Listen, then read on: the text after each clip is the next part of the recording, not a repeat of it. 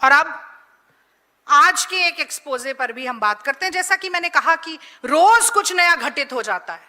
रोज एक नया एंगल, एक नई कड़ी जुड़ जाती है, और रोज पता चलता है कि राम भक्ति का मुखौटा ओढ़कर चढ़ाकर किस तरह की घटिया से घटिया हरकत की जा रही है। तो जैसे ये सब ही काफी नहीं था, एक न्यूज चैनल ने एक्सपोजे किया, उन्होंने एक अंडर कवर ऑपरेशन किया, और उस अंडर कवर ऑपरेशन से पहले एक राम मंदिर ट्रस्ट का गेस्ट हाउस है, और वो आप सब लोगों ने भी महसूस किया होगा, उसका दरवाजा जब से चोरी पकड़ी गई, मीडिया के हमारे साथी लगातार खटखटा रहे हैं, लगातार कह रहे हैं अंदर आने दीजिए, देखने दीजिए, बात करने दीजिए, अरे लोकतंत्र है, अरे हमें भी पता चले अंदर क्या चल रहा है। और वो फाटक बंद कर दिया जाता है, कोई बात नहीं कर सकता, कोई मिल नहीं सकता, कोई सवाल नहीं पूछ सकता।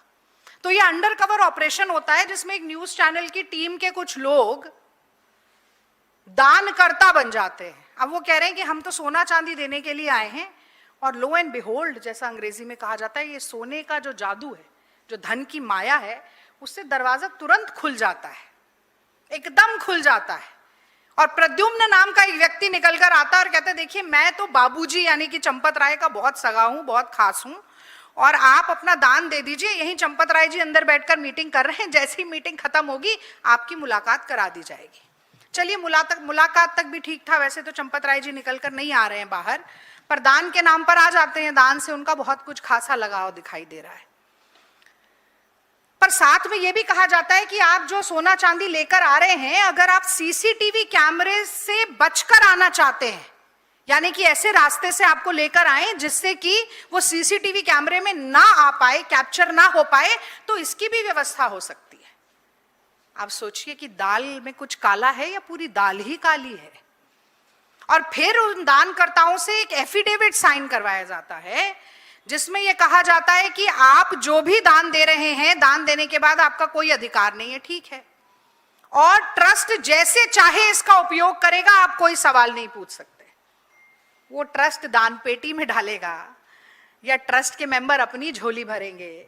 आप कोई सवाल नहीं पूछ सकते। और एक कमाल की बात देखिए, आप चाहे 1 ग्राम सोना दें, 100 ग्राम दें, या 100 किलो सोना दे दें,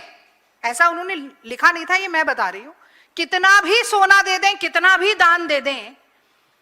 उसकी कोई रसीद नहीं मांगी जाएगी कि आप इतना किलो सोना लाए कहां से, ये आपने शो किया है, इनकम टैक्स दिया है, ये कहां से आया, कोई रसीद है आपके पास, कोई नहीं पूछ रहा है। टेबल के नीचे से आप कितना भी सोना चांदी दान में देते जाइए, चंपत राय जी तक पहुंच जाएगा। तो बार बार ट्रस्ट से जुड़े हुए लोग चंपत राय के पास सीधा पहुंचता है, चंपत राय दान दिया जाता है, चंपत राय सर्वा है, चंपत राय करता धरता है, बोल रहे हैं। चंपत राय ने इस्तीफा दे दिया, कोई एफआईआर नहीं हुई, कोई जांच पड़ताल नहीं हुई, किसकी जवाबदेही तय होगी? मुझे तो लगता है संत कबीरदास ने जब ये कहा था कि राम नाम की लूट मची है, लूट सके तो लूट, उसका भावार्थ क्या था? वो राम नाम की अपरंपार महिमा का वर्णन कर रहे थे, जैसा कि मैंने भी किया इस प्रेस वार्ता की शुरुआत में कि राम का नाम लीजिए आपकी नैया पार हो जाएगी। तो राम नाम की लूट मची है, लूट सके तो लूट। पर उन्होंने कभी सपने में भी नहीं सोचा होगा कि एक समय ऐसा आएगा जब भावार्थ को लात मारकर